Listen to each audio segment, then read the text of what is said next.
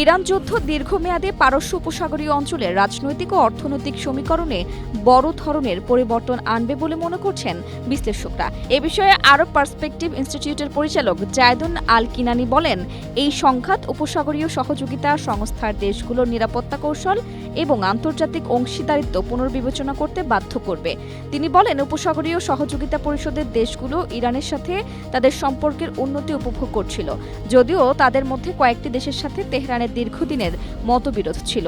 আল কিনানি আরও বলেন, এই অগ্রগতির অনেক কিছুই এখন উল্টে যেতে পারে, কারণ ইরান তার আঞ্চলিক প্রতিবেশীদের অনেককেই এই যুদ্ধে মার্কিন প্রভাব বা মার্কিন স্বার্থের একটি অংশ হিসেবে দেখছে।